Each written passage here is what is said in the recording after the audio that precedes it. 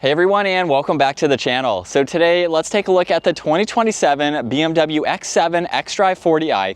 Huge shout out to Hendrick BMW Charlotte for providing this SUV for me today. Take a look at their website. That link is down in the description. This X7 is finished off in black sapphire metallic, and with options, MSRP is just over $98,000. Now this is powered by the 3-liter inline 6-cylinder turbo. It's paired with the mild hybrid system along with the 8-speed automatic, pumping out 375 horsepower, 398 pound-feet of torque. That power is sent through the all-wheel drive system, propelling this 5,400-pound SUV from 0 to 60 in 5.5 seconds. Depending on the tires, top speed can be up to 155 miles an hour. Now it also has a fuel capacity of 21.9 gallons. You'll expect to see 21 miles per gallon in the city and 25 out on the highway. This also has a wheelbase of 122.2 inches. Its overall length is 203.6. It has a width of 78.7, a height of 72.2, and its ground clearance measures in at 8.7 inches. Now for the 27 model year, there's really no changes compared to the previous model year. We will see some updates, I believe, in the next generation. Now up front, you'll notice the kidney grille finished off in matte black. This particular model has all the M Sport packages to provide it with those accents. Now there's also a forward camera, active grille shutters within the grille there to provide cooling when needed. There's parking sensors, a sensor for the distance pacing, lots of cutouts too to provide cooling. And then there's the split design for all the LEDs with the turn signals and DRLs in the upper housing, headlights and high beams in the lower housing. And then there's a few subtle lines coming down the hood to give it a great look. Now this model also has the 22-inch gloss black wheels. You'll notice the black M Sport brakes too. There's body colored fender flares along with the lower side skirts, and then power folding side mirrors which have a camera and a turn signal. You'll notice gloss black for the window trim. It's on the roof racks, and this model has the full moonroof up top. As we take a step back for this 3-row SUV, really nice proportions, especially with the line running right through the middle, the rear window there as well. Gives it a really good look for this bigger SUV. Now there's the body colored spoiler along with the third brake light. There's the wiper blade, LEDs for all of the lighting, backup camera, parking sensors, and with the factory hitch, this can tow around 7,400 pounds. Now this model also has remote start, so you can use the key fob to activate that. You can also use the key fob. There's a hands-free option, or you can use the control underneath to open up the rear liftgate. Now with the X5 and the X7, it does have this split design. So you will lower the lower section individually, and you'll notice with this model here, it has the adaptive height suspension. So you can push on that button and lower the rear end of the vehicle. So if you're loading in some items, you will have a lower load height. It will also auto level if you are towing, which is fantastic to give you better confidence while driving, especially if you are towing. Now there are some settings where you can open both of these at the same time, so you don't have to do them individually all of the time. Now with the third row up, you'll notice you have some storage in the lower section. You can even place the cover when that is not in use. You also have this cover up top that you can remove or use as needed. And you'll notice on the driver's side, max people, max storage, and then you have individual controls for all of the seats. So the third row is automatic. You do have to use these controls in order to lower and raise the seats. So with the third row down, you can see there's a lot more space, and then you can hold on that button and bring the seat back up. You'll notice there's a storage net too, along with a 12-volt, and you have a pretty good amount of space depending on who's in the vehicle. Now up top, you can close both of them or lock the vehicle as well just by pushing on the one button. Now, if you do have the vehicle locked, there are no proximity door handles on the rear doors. Now, there are multiple settings that you can configure for this vehicle, so you don't even have to touch the key fob. You can approach the vehicle and everything will unlock, and then you can walk away from the vehicle and everything will lock. So while they're not technically there, you have the settings to basically have that. Now, there's some nice wood trim accents, the interior lighting, storage in the lower section, and then leather, some brushed accents, and all of the adjustable sunshades. So the window controls up top, and then you have both doors, and then some rear and front sunshades too. Now this X7 also has the bench style seat for the second row. They are power operating, so you have all of those controls on the side, and you also have two controls up top.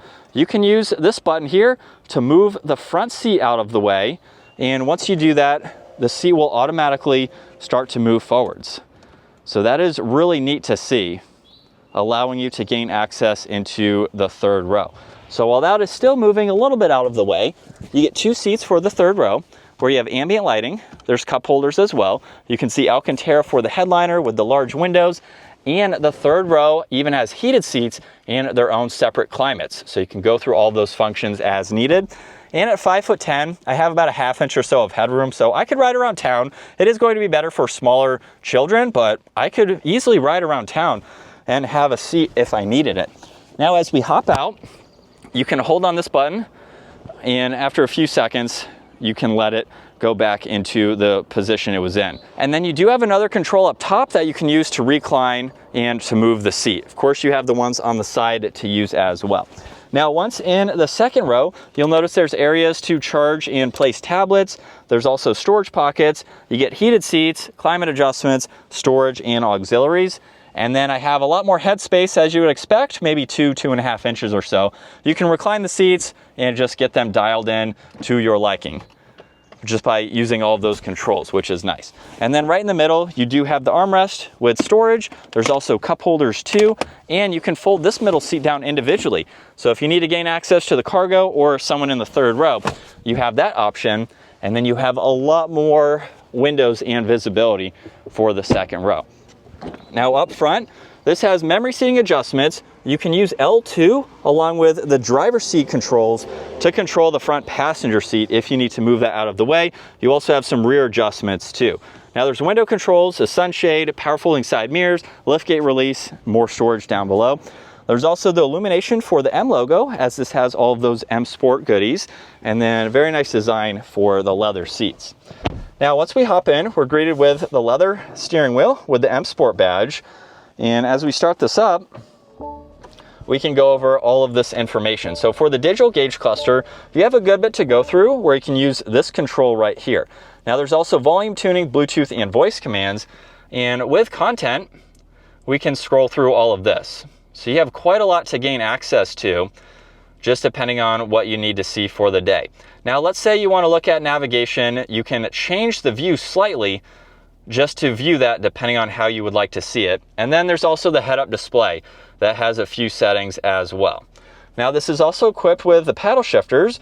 Cruise control settings are on the left, and then there's also storage to the left, headlight adjustments, 1 air vent, Harman Kardon for the audio, and then with the infotainment system, it's very easy to go through. So you'll notice the lower section is going to be fixed, so you can quickly get to all of that, and you have the shortcuts down below. Now this has Apple CarPlay, Android Auto, drive recorder, there's interior, exterior lighting, all of your driving settings. There's quite a lot that you can get into.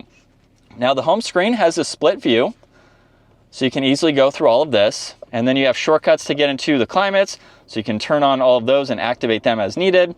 You can get into your maps, your music, heated and ventilated seats, along with the heated steering wheel and temperature adjustments as well.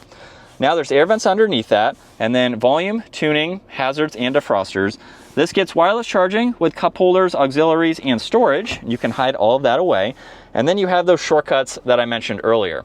So you can quickly go through this system as needed and use those. Now, like I mentioned with the height adjustable suspension, you have this mode here. So you have your easy entry and exit. And then if you happen to take this off the pavement, you can get some more ground clearance. Now there's the e-brake with auto hold, a downhill assist. You have 3 different driving modes. You can configure 2 of them, which is nice, depending on how you would like to drive. And then you have park right behind the shifter. So by pushing that forwards, this has the 360 camera system. You have quite a lot of visibility. You can get into the 3D view and look around the whole vehicle. You also have the car wash setting in a trailering mode too, so when you're backing up, that makes it a lot more helpful. So it is nice that you have all of those aids. You have drive and sport mode, and then traction control and parking sensors. Now there's also the split design for the armrest with an auxiliary. You get a locking glove box. X7 is an illumination across the dash there. And then there's garage door buttons up top, dome lights, and the controls for both the sunroof and sunshade. And then with this being a 3-row SUV, it really feels like an X5, to be honest. You have a good bit of glass in both directions. As we set up behind the wheel now for the LCI X7, if you're new to our channel, I own this generation X5. So I'm essentially driving my SUV right now, minus not having that third row. I have the 40i too, so it is nearly identical with all the M Sport goodies. I do have a few other options like the M Sport suspension, which is not the height adjustable suspension. So just depending on what you're using your vehicle for, you have several ways that you can spec the X5 and the X7, of course. I only reference that because it is nearly the same, just without that third row. So with my almost 4-year ownership experience between two X5s, this is a really fantastic vehicle. I did have the height adjustable suspension on my previous X5, and it is definitely a great option to go with if you want that plush feeling ride. With the height adjustment too, that makes it more beneficial if you happen to take this off the pavement or if you are towing. When I had my previous X5 with the suspension, I used it to tow 6,000 pounds and the vehicle barely felt it. It wasn't sagging because of that auto leveling rear suspension, and it just makes it a lot more confident to drive. So if you need this for towing aspects, I think it's definitely worth getting for those situations. And in general, this is a luxury SUV that you would expect to drive super nice. It's very well insulated, great for highway driving, and just a very nice combination between having the luxury aspects and having a practical SUV. So if you need a little bit more space with that third row, jumping up to the X7 is definitely a great way to go. Everything else is very easy to use as well. And as we merge into traffic here, the B58 has plenty of power. That was just a minor acceleration and we're up to speed. Now with my X5, I have the same engine, the B58. I decided to do an intake and an exhaust, and it sounds really good. There's also a few factory exhaust options that you can get from BMW if you want to get that included in your vehicle and under warranty. I did them aftermarket because I bought mine used, but it sounds really good too. So if that is something you are interested in doing, you can get some power and performance from the B58, which is a well-known BMW engine, very healthy, very reliable, very easy to maintain as well. So in my ownership experience, I really haven't had any major concerns with my X5. These are very reliable vehicles. They are relatively easy to maintain if you can do some of the work yourself, like oil changes, which I do. And aside from that, you can get some warranties, of course, to cover some of the electronics and things like that. But super comfortable place to be. At 5'10", I have maybe 4 inches of headroom, and this is a height adjustable seat. I believe it is all the way down at the moment. So you could be a little bit taller than me and still fit comfortably. And with it in sport mode, second gear, here we go. And just a minor acceleration. From my experience with my BMW X5 with the B58, this is a very performance type of vehicle. Without going to the competition models, you can still have some sport performance and sporty driving fun with this SUV. So while this is a practical 3-row family SUV, if you're not looking for the competition model, which gives you the twin turbo V8, you can still have some performance fun with this B58 here. And you do have the other driving modes, just depending on the throttle response that you would like. But this is what it's like to be behind the wheel for the X7. Really good amount of visibility. This is a fantastic vehicle to drive. You sit very high up. So if you're looking for an SUV where you have a lot more outlook over traffic, the X7 sits very high up, which is nice. And it's just super comfortable and luxury focused. So if you want something that is going to provide you with a quiet ride, this is an option to go with. Now, let me address two things with the LCI from BMW in general. One, the large curved screen. I went from a 2022 X5 to the LCI, and I won't go back. This is very easy to use. I like it. The updates look much newer, much more up to date than the previous separated screens. So I have no complaints with it. I didn't even think twice once we got in it. It was super easy to use.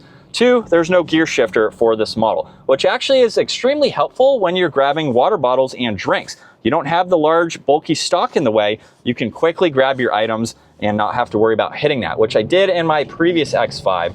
So I think both of those are fantastic for this newer model. And it just gives it a really clean, up-to-date style. And as we give it one more acceleration, just in the normal driving mode here, it handles well, even with the height adjustable suspension. So it does get a little bit stiffer in sport mode, which is nice to help with some of the body roll if you're taking this around turns. It's not a performance type of vehicle to go around corners, but you can at least stiffen it up just to make it feel a lot more solid. So a great option to go with for this BMW. But that is going to wrap it up for this X7. Once again, a huge shout out to Hendrick BMW Charlotte for providing this for me today. Take a look at the website, give this video a thumbs up if you enjoyed it, and consider smashing that subscribe button so you can stay up to date with our daily uploads. I will see you all in the next video.